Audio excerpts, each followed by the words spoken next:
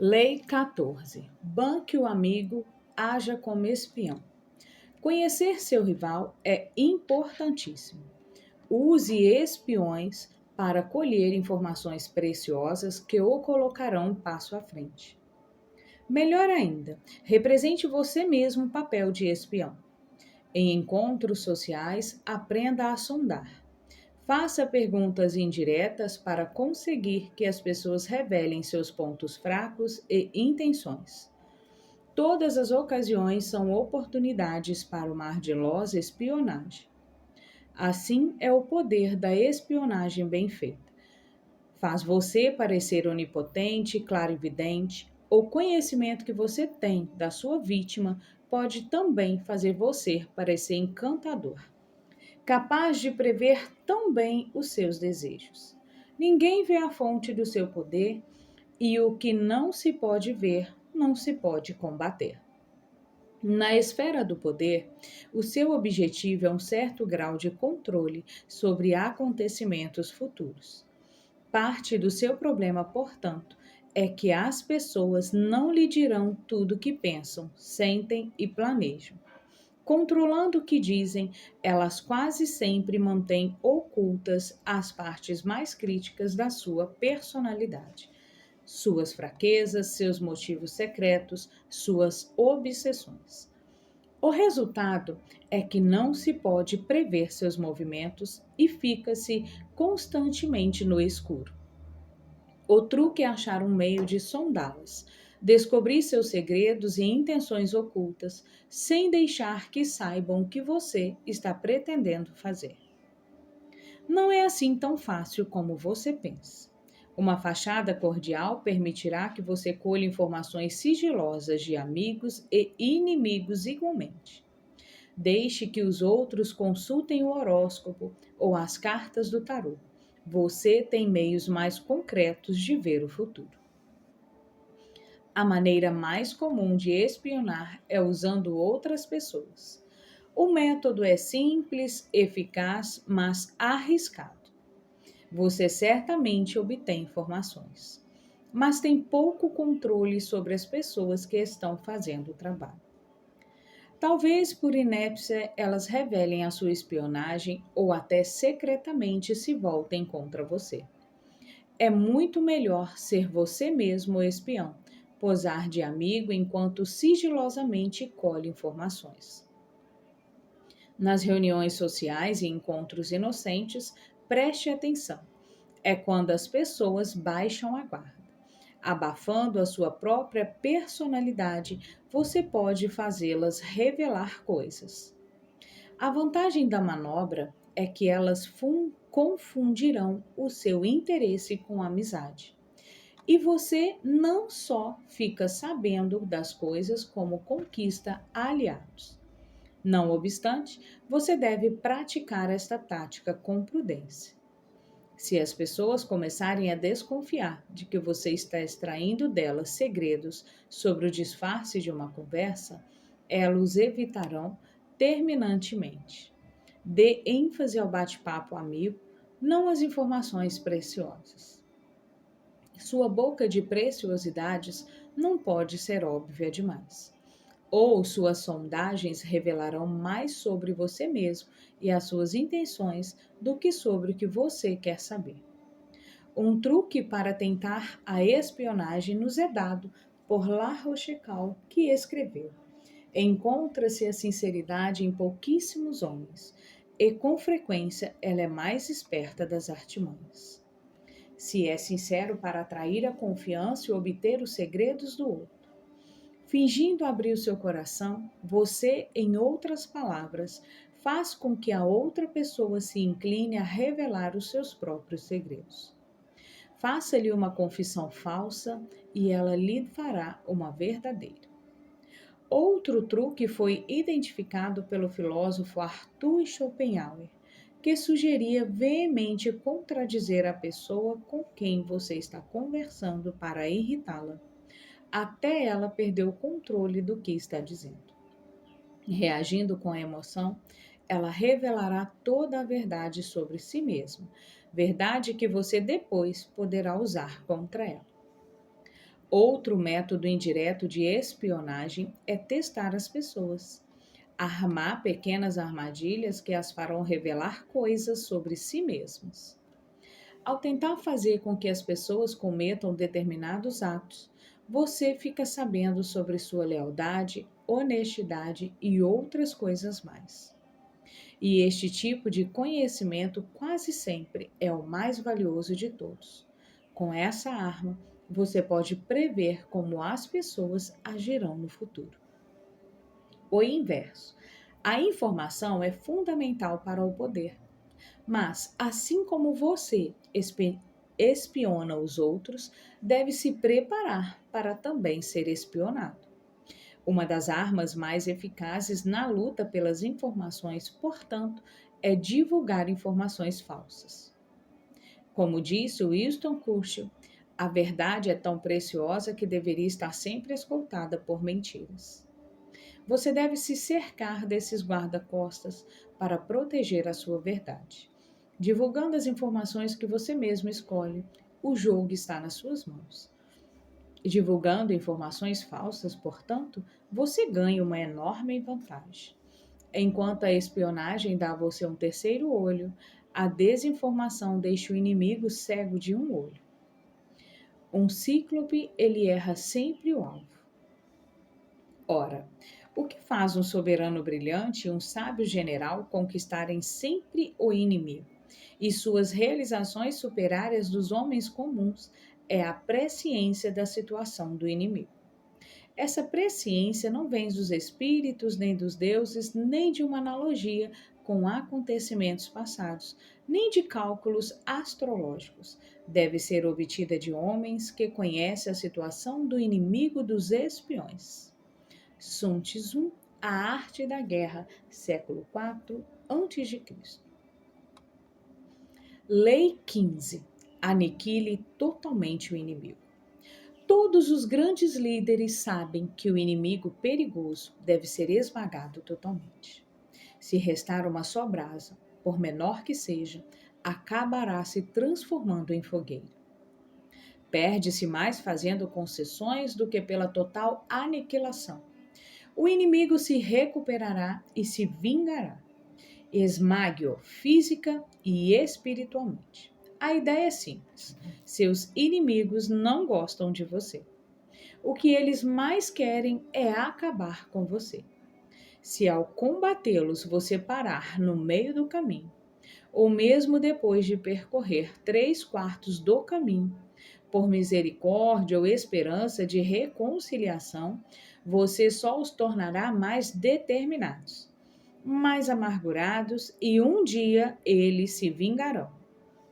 Eles podem agir cordialmente por uns tempos, mas isso só porque você os derrotou. Eles não têm outra escolha a não ser aguardar. A solução? Não ter misericórdia. Esmagá-los totalmente, como eles os esmagariam. A única paz e segurança que você pode esperar dos seus inimigos é quando eles desaparecem. O princípio por trás de esmagar o inimigo é tão antigo quanto a Bíblia. O primeiro a colocá-lo em prática foi Moisés, que aprendeu com o próprio Deus, que abriu o Mar Vermelho para os judeus e depois deixou que as águas fluíssem novamente, afogando os egípcios que vinham logo atrás, de forma a não sobrar nenhum só deles. Moisés, quando desceu do Monte Sinai com os 10 mandamentos e viu seu povo adorando o bezerro de ouro, mandou matar todos os pecadores. E pouco antes de morrer, ele contou ao seu povo, finalmente, prestes a entrar na terra prometida, que ao derrotarem as tribos de Canaã, deveriam tê-las destruído totalmente, sem aliança e nem misericórdia. A vitória total como meta é um dos axiomas da guerra moderna e foi codificada como tal por Karl von Clausewitz, o ministro filósofo da guerra. Analisando as campanhas de Napoleão, von Clausewitz escreveu: nós sustentamos que a aniquilação total das forças inimigas deve sempre ser a ideia predominante. Uma vez obtida uma grande vitória, não se pode falar em descansar, em respirar, mas apenas de perseguir, de ir atrás do inimigo novamente, conquistar a sua capital, atacar suas reservas e tudo mais que possa dar ao seu país ajuda e conforto. Isso porque depois da guerra vêm as negociações e a divisão de território.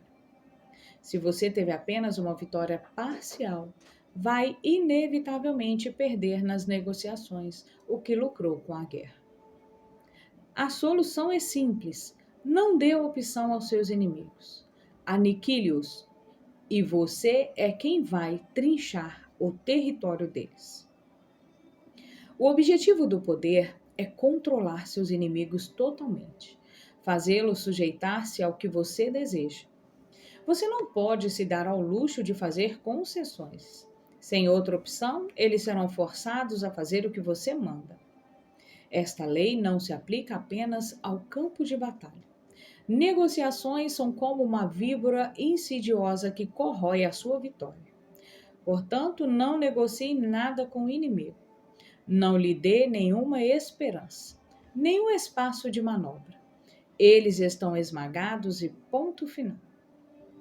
Entenda isso.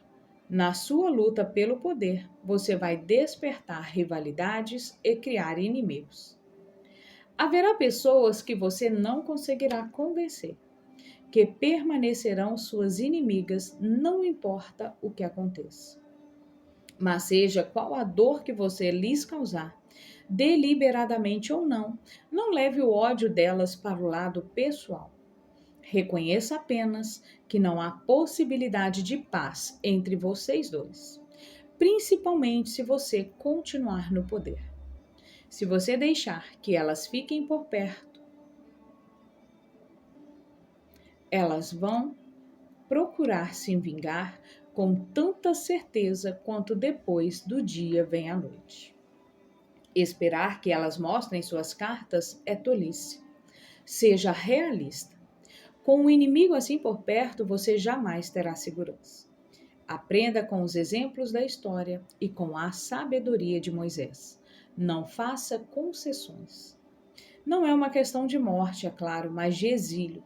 Suficientemente enfraquecidos e depois banidos para sempre da sua corte, seus inimigos se tornam inofensivos. Não tem mais esperanças de se recuperar, de vir ser insinuando e ferir você. E se for impossível bani-los, pelo menos saiba que eles estão tramando contra você e não dê atenção aos seus gestos fingidos de amizade. A sua única arma numa situação dessa é a sua própria cautela. Se não puder bani-los imediatamente, então planeje o melhor momento para agir. O inverso. Raramente se deve ignorar esta lei. Mas acontece que às vezes é melhor deixar que os seus inimigos se destruam, se isso for possível, do que fazê-los sofrer nas suas mãos. Na guerra, por exemplo, um bom general sabe que atacando um exército encurralado, seus soldados lutarão com muito mais entusiasmo. Por isso, às vezes, é melhor lhes deixar uma saída de emergência, uma escapatória. Recuando, eles se desgastam e a retirada os deixa mais desmoralizado do que qualquer derrota nas mãos desse general no campo de batalha. Se você tem alguém com a corda no pescoço, então, mas só se você tiver certeza de não haver chances de recuperação. É melhor deixar que ele se enforque, que ele mesmo seja o agente da sua própria destruição. O resultado será o mesmo, e você não se sentirá mal. Finalmente, ao esmagar um inimigo, às vezes você o irrita tanto que ele passa anos a fio tramando uma vingança. O Tratado de Versalhes teve esse efeito sobre os alemães. Há quem diga que a longo prazo é melhor mostrar uma certa demência. O problema é que a sua demência implica um outro risco. Ela pode encorajar o inimigo que ainda guarda rancor, mas agora tem mais espaço para agir. Quase sempre é mais sensato esmagar o inimigo. Se anos depois ele quiser se vingar, não baixe a guarda. Simplesmente esmague-o de novo. Pois é preciso notar que os homens devem ser afagados ou então aniquilados. Eles se vingarão de pequenas ofensas, mas não poderão fazer o mesmo nas grandes ofensas. Quando ofendemos um homem, portanto, devemos fazê-lo de modo a não ter de temer a sua vingança. Nicolau Maquiavel. Lei 16. Use a ausência para aumentar o respeito e a honra. Circulação em excesso faz os preços caírem. Quanto mais você é visto e escutado, mais comum vai parecer. Se você já se estabeleceu em um grupo, afastando-se temporariamente, se tornar uma figura mais comentada, até mais admirada. Você deve saber quando se afastar. Crie um valor com a escassez. O que se retrai, o que se torna escasso, de repente parece merecer o nosso respeito e estima. O que permanece tempo demais, saturando-nos com sua presença, desperta o nosso desprezo. Na Idade Média, as senhoras exigiam constantemente de seus cavaleiros provas de amor, enviando-os para longas e árduas buscas. Tudo para criar uma oscilação entre ausências e presenças. Tudo no mundo depende de ausências e presenças. Uma forte presença atrai o poder e as atenções para você. Você brilha mais do que as pessoas ao seu redor. Mas tem um ponto, inevitavelmente, em que a presença em demasia cria o efeito contrário. Quanto mais você é visto e ouvido, mais o seu valor diminui. Você se torna um hábito. Não importa o quanto você tente ser diferente, sutil, sem você saber, porque as pessoas começam a respeitá-lo cada vez menos. É preciso aprender a se retirar no momento certo, antes que elas inconscientemente o forcem a isso. É um jogo de pique-esconde. A verdade dessa lei pode ser comprovada facilmente quando se trata de amor e sedução.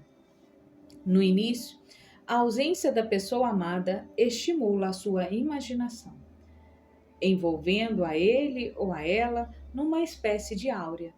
Mas esta áurea desaparece quando você sabe demais, quando a sua imaginação não tem mais espaço para divagar.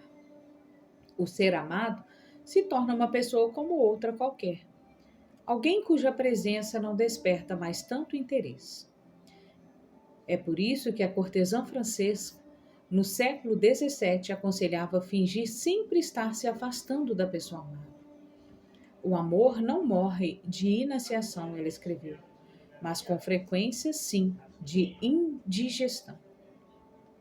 Quando você se permitir ser tratado como uma pessoa qualquer, já é tarde demais. Já foi engolido e digerido. Para que isso não aconteça, você tem de deixar que o outro anseie pela sua presença. Imponha respeito, ameaçando-o com a possibilidade de perdê-lo para sempre. Crie um padrão de presenças e ausências. Depois de morto, tudo relacionado com você muda. Você fica imediatamente envolto numa áurea de respeitabilidade. As pessoas se lembram das críticas que lhe fizeram, das discussões que vocês tiveram e ficam cheias de arrependimento e culpa. Elas sentem falta de uma presença que não voltará mais. Mas você não precisa esperar até morrer. Afastando-se totalmente por uns tempos, você cria uma espécie de morte anterior à morte, e quando voltar, será como se estivesse voltado do outro mundo. Um clima de ressurreição ficará associado a você e as pessoas se sentirão aliviadas com a sua volta. Outro aspecto mais corriqueiro desta lei, mas que demonstra ainda melhor a sua verdade, é a lei da escassez na economia. Retirando um produto do mercado, você cria instantaneamente um valor. Ajuste a lei da escassez às suas próprias habilidades. Torne raro e difícil de encontrar aquilo que você oferece ao mundo, e estará na mesma hora aumentando o seu valor. Sempre chega a hora em que aqueles que estão no poder abusam da nossa hospitalidade. Ficamos cansados deles, perdemos o respeito, passamos a vê-los como iguais ao resto da humanidade. O que significa dizer que o vemos como piores, pois inevitavelmente comparamos o que vemos agora com o que víamos antes. É uma arte saber quando se retirar. Praticando-a corretamente, recupera-se o respeito perdido e se conserva uma parte do seu poder. Torne-se disponível demais e a aura de poder que você construiu à sua volta desaparecerá. Vire o jogo, torne-se menos acessível e aumentará o valor da sua presença. O inverso. Essa lei só se aplica depois que você já alcançou um certo nível de poder. A necessidade de se retirar de cena só aparece depois que você estabeleceu a sua presença. Afaste-se cedo demais e você não será mais respeitado, será simplesmente esquecido. Quando você estiver começando a atuar no palco do mundo, crie uma imagem que possa ser reconhecida, reproduzida e vista por toda parte. Enquanto você não alcançar este status, a ausência é perigosa. Em vez de atiçar as chamas, ela as extinguirá. No amor e na sedução, similarmente, a ausência só é eficaz se você tiver envolvido o outro com a sua própria imagem, se ele ou ela já estiver vendo por toda parte. Tudo deve lembrar ao seu amor da sua presença, de tal forma que, se você resolver se afastar, ele estará sempre pensando em você, sempre vendo você mentalmente. Lembre-se, no início não desapareça, seja onipresente. Só o que é visto, apreciado e amado deixará saudades na sua ausência. Use a ausência para criar respeito e estima. Se a presença diminui a fama, a ausência faz crescer. O homem que, quando ausente, é considerado um leão, torna-se, quando presente, comum e ridículo. Os talentos perdem o brilho quando nos acostumamos a eles, pois o revestimento exterior da mente é visto com mais facilidade do que seu núcleo interior mais rico. Até mesmo os grandes gênios se retraem para que os homens o respeitem, para que o desejo despertado por sua ausência o faça estimado. Baltazar Gracian.